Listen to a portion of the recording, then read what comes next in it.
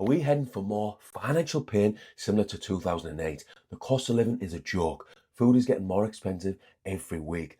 Mortgage payments up, rent up massively, and the trust that keeps everything glued together is cracking.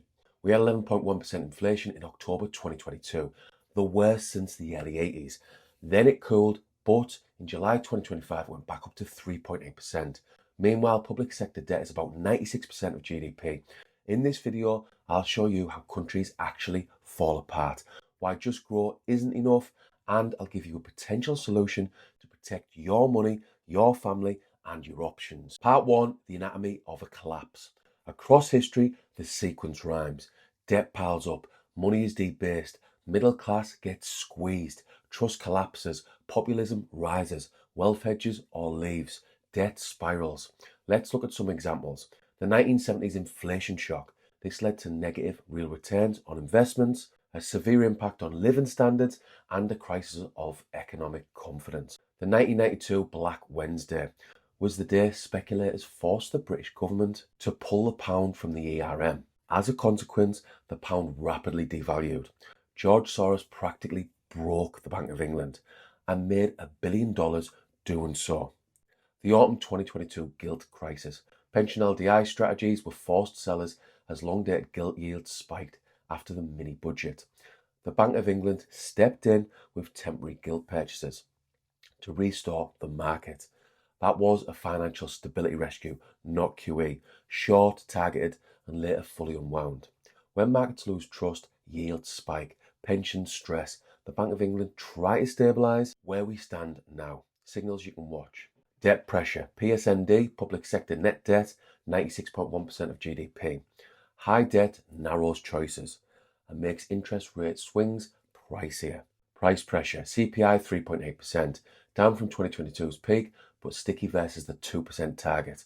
Policy rate. Bank rate is 4% after August's cut, easier than 2023 highs, but funding costs are still real for households and small business. Trust. Only 11% trust politicians to actually tell the truth, and no trust in MPs up to 76% from 2014.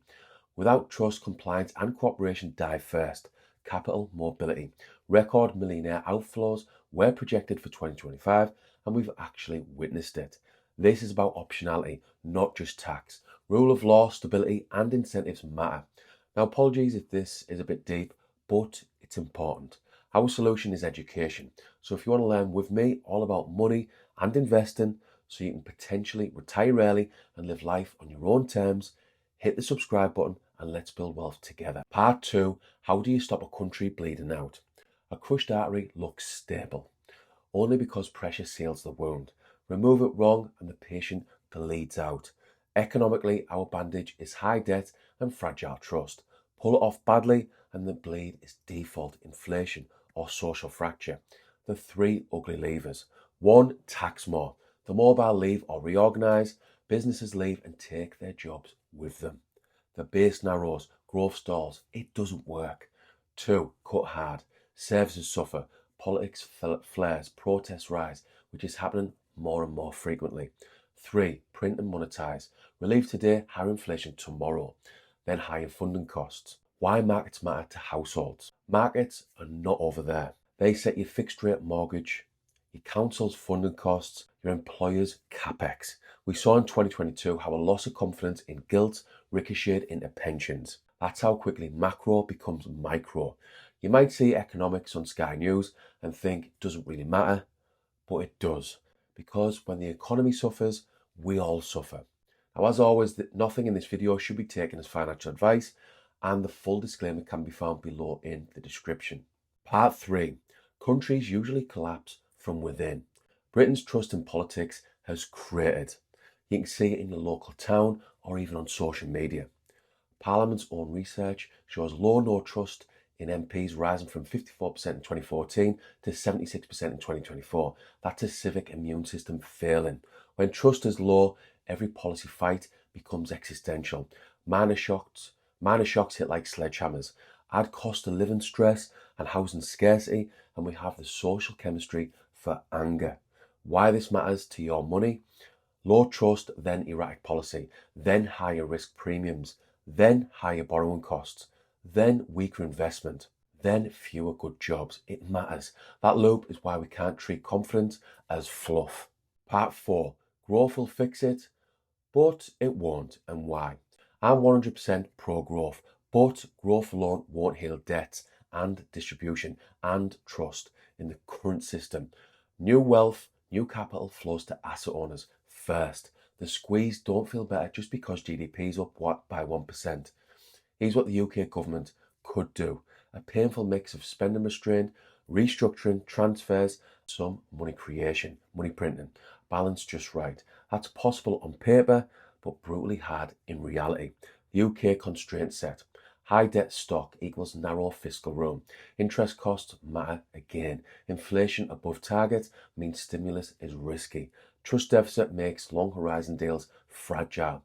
The potential solution: pair growth with innovation and technology, and just in general looking after UK citizens who work their arse off day in, day out. But unfortunately, we are stuck with governments that underperform time and time again.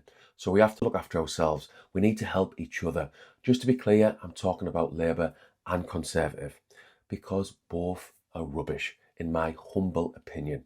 If you want to join hundreds of other investors, by the way, type yes below and you can join my free investing community on School. We know there are massive issues with external factors like the government, but we can't control these external factors.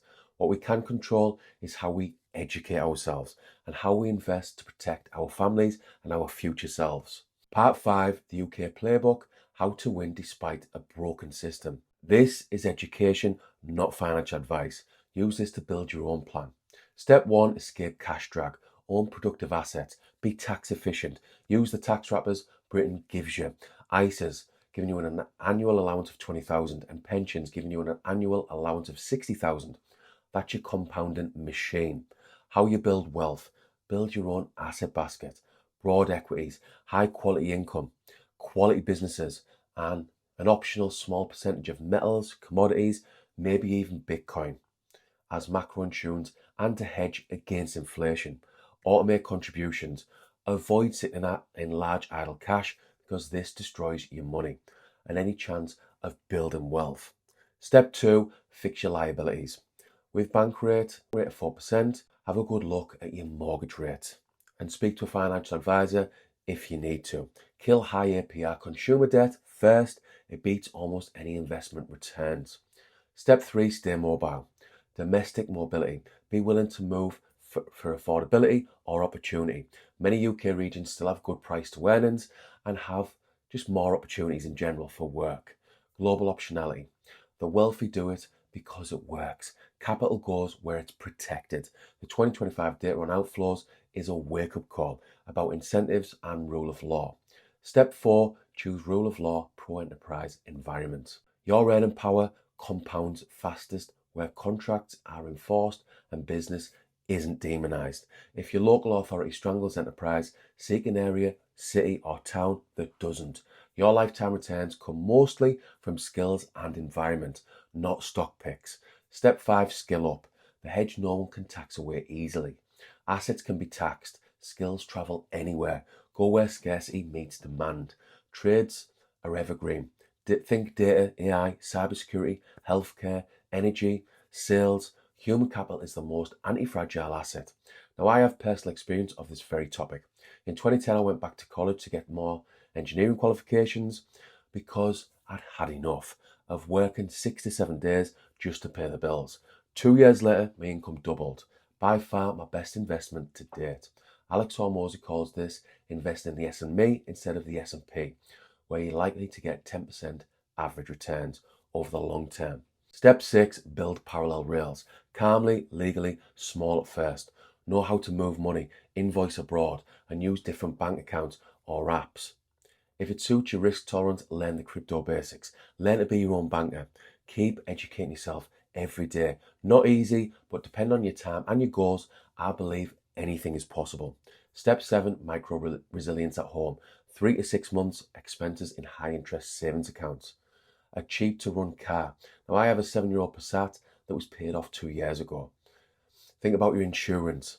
a side income like YouTube, documents backed up, a local networking call at 2 a.m. like your friends. There are loads of things you can do. This is just what I would do and what I will be doing for what it's worth.